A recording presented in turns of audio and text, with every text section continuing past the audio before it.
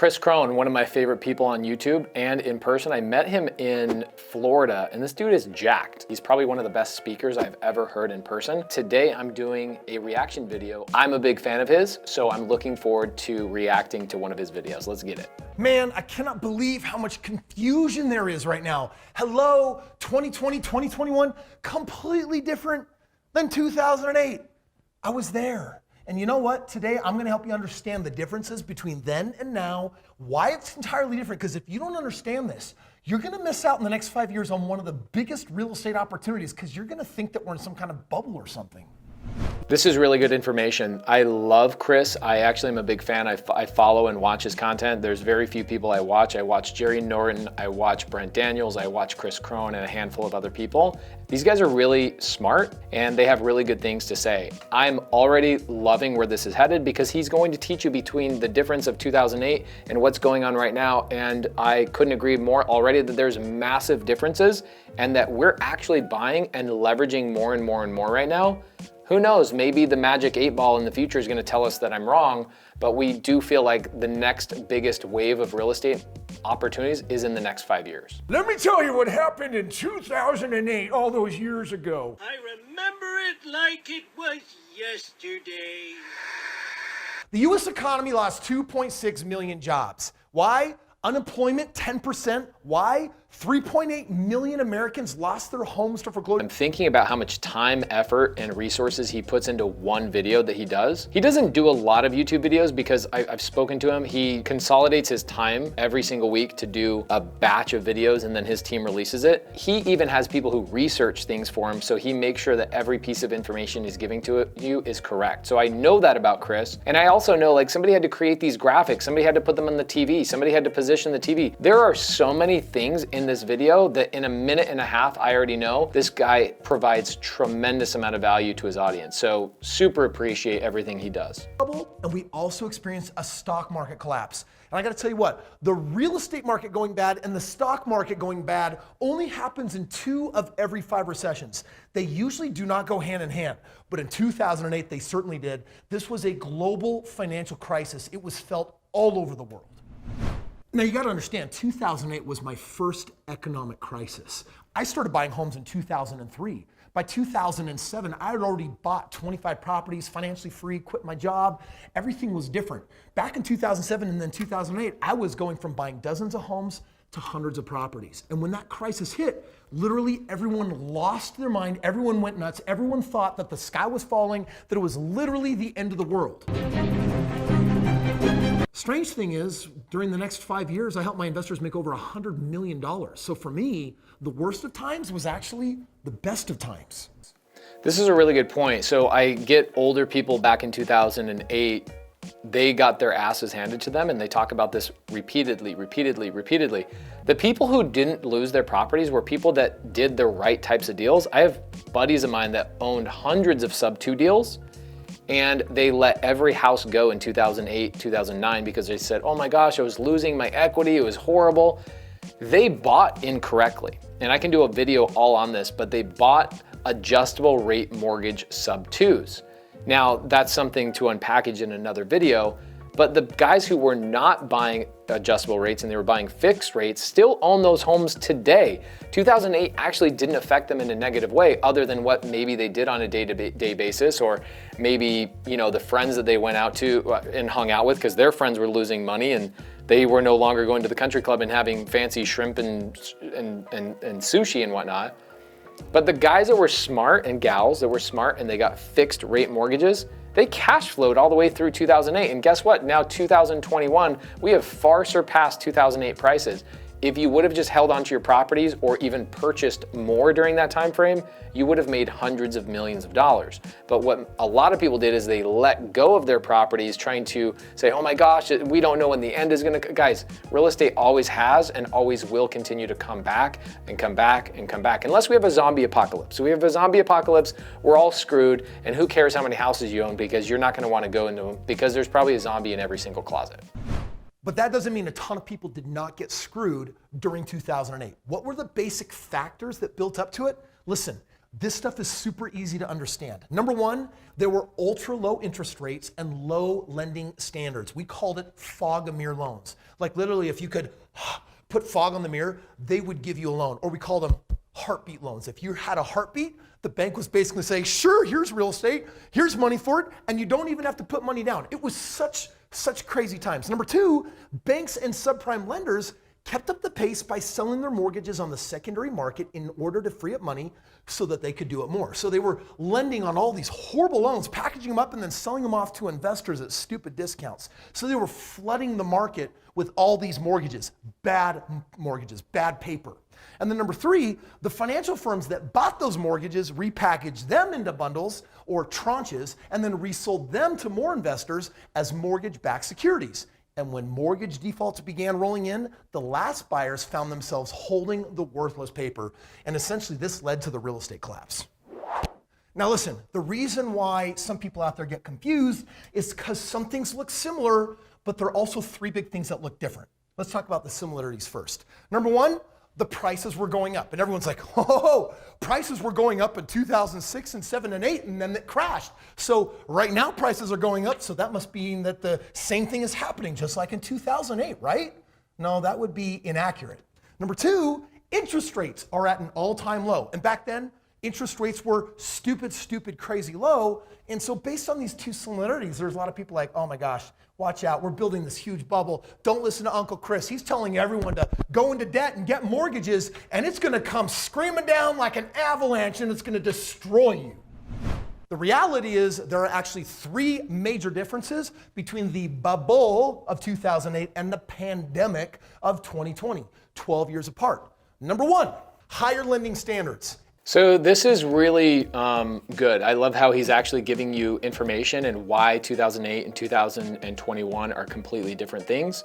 Completely different. They really are. And the people that talk about how we're going into 2008 again, are people that are trying to get clickbait. They're trying to get you to click on their stuff, watch their video. In fact, I've seen a lot of influencers talk about, oh my gosh, the market's gonna crash again, just for them to get into the video and talk about how the market's not going to crash and that there's so many differences between two. It's like, I love the way he's positioning this. He's doing a great job. As in, no income, no job, and no assets. These ninja loans were more common prior to the 2008 financial crisis. I got a ninja loan. I remember back in 2006 and 2007, I was getting ninja loans. No income, no job, no assets, a ninja loan. And I was buying multiple properties as well. But at the time, I wasn't a real estate investor. I was just like a homeowner trying to do real estate investing. There is a difference. And when everybody lost their jobs, that is where people got screwed. People lost their jobs. But let's say I was a real estate investor and I bought all of these properties during that time frame.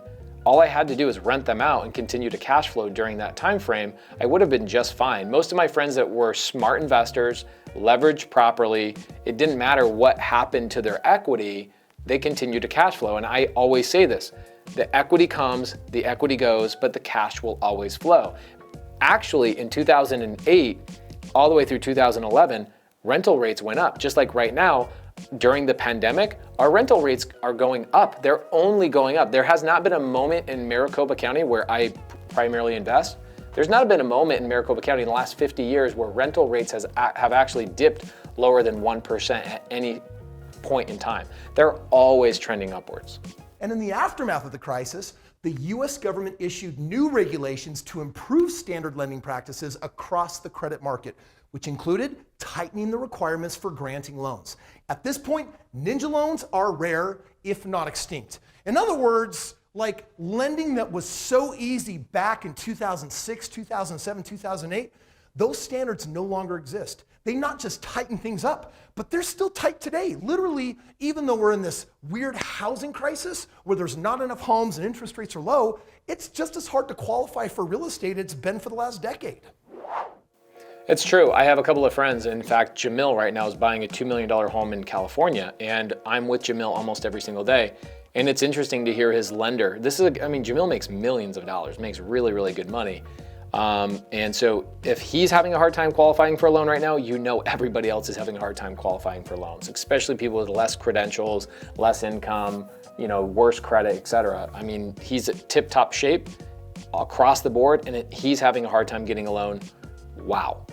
Now remember in 2008, there was a tranche of over 3 million foreclosures that came through the market.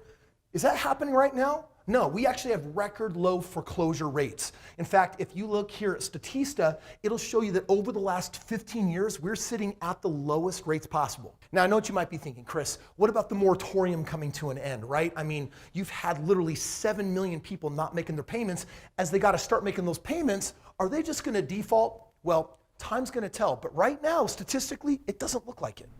But probably the most important factor, number 3, banks are leveraging less. Check this out. Return on equity, ROE, for banks in advanced economies has fallen by more than half since the crisis. The average ROE for US banks now is only 7.9%. The Tier 1 capital ratio has risen from less than 4% on average for US banks in 2007 to more than 15% in 2017. In other words, banks can't leverage themselves out as much as they used to. What this means is there's less leverage amongst banks, there's less leverage in the marketplace, and that means that there's greater security, there's greater safety right now in the lending markets. So clearly the 2008 crisis is very different than the pandemic that we've just gone through. So who is to blame for the 2008 crisis? Number 1, predatory lenders. They were giving mortgages to literally everyone that could afford them, and even people who couldn't. They did this thing called stated loans. You could literally just say how much money you made. They would verify nothing and say, hey, we're giving you money. How stupid. Stupid. Number 2, investors are to blame. They bought those bad mortgages, they bundled them, and they resold them to other investors. Number 3, agencies who gave those mortgage bundles top investment ratings made them appear safe. But there was nothing safe in those ratings. Those were high risk. That was bad paper. And then number 4, the investors who failed to check the ratings or simply took care to unload the bundles to their investors before it actually blew up. In other words, everyone who participated in this game, you were to blame, you were greedy, and you got slaughtered. How is now different than 2008? I love this quote. Despite what you may have heard, we are not in a housing bubble, said mortgage billionaire Mateshiba. He said the housing market crash of 2008 was the result of a faulty foundation the mortgage industry was built upon. The CFPB implemented significant industry reforms in the following years to prevent a similar collapse from ever happening again. It's still a great time to buy, and more inventory is going to open up in Q4 of this year and Q1 of 2022. 100% agree. It is a wonderful time to buy. We are still buying properties. I mean, obviously the last couple of years have been crazy. We've bought properties at $350,000 and now they're worth $560,000. We've bought properties at $1.1 million. We bought this property in Atlanta for $1.1 million 7 months ago and it's now worth $1.4, $1.5. But guess what? I don't care. I don't pay my bills with that equity. So as much as I love seeing equity on my balance sheet and saying, wow, we have X amount of millions and millions of dollars in equity, I don't pay my bills with equity. What do I pay my bills with? How do I afford the lifestyle I have? Is from cash flow. So the way we invest in properties is not what the market is doing, not what we think lenders are doing or anything like that. I don't care about any of that. What I care about is, will the properties I'm investing in continue to cash flow even in a downturn? That is a question you have to ask yourself. Because if the market crashes, who cares? I continue to cash flow. I don't care how much equity I have in my property today. If I have hundreds of thousands of dollars in equity, why do I care if I have negative $100,000 in equity tomorrow if I'm not using that equity to do anything? In other words, look at the stats. This may smell similar, it's entirely different. What does that mean? It means that right now, you should be out there borrowing money, you should be out there investing, but you should do it smart. You see, the problem is most people are thinking, hey, real estate prices are going up. Either it's a bubble, don't buy, or they get greedy and they're chasing those prices higher and higher. And both of those are stupid. Stupid. So what should you be doing different right now? Looks like every part of the country is becoming mini California. It's like, wow, here's a $250,000 house. It's now worth $400,000, $500,000. And everyone's just chasing these prices higher and higher. Instead, you should be investing in real estate, but you should do it in the markets where it hasn't capitalized and gone up yet, where you can still get that home for under $200,000, under $250,000. Those home prices, I believe in the next 5 years, are gonna go up $100,000 to $200,000. And there's an opportunity for gains where my typical ROI is like 25% a year on my money. It means that with compound interest, my money basically doubles every 3 years.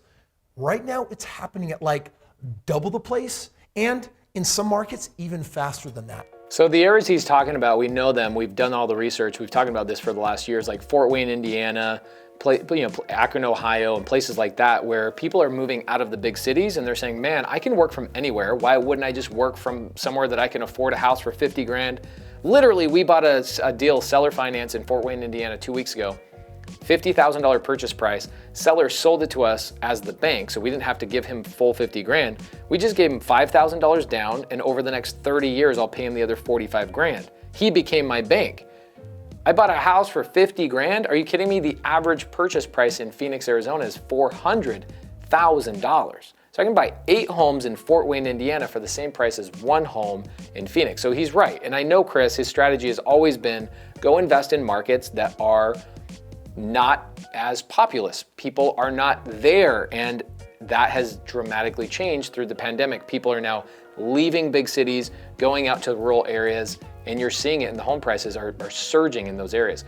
In fact, Blackstone is now in North Carolina, and North Carolina is like one of the hottest markets in the country, even in the rural areas. Which is why I believe that in the next 5 years, we'll see more millionaires made in the game of real estate than we will likely see for the next several decades.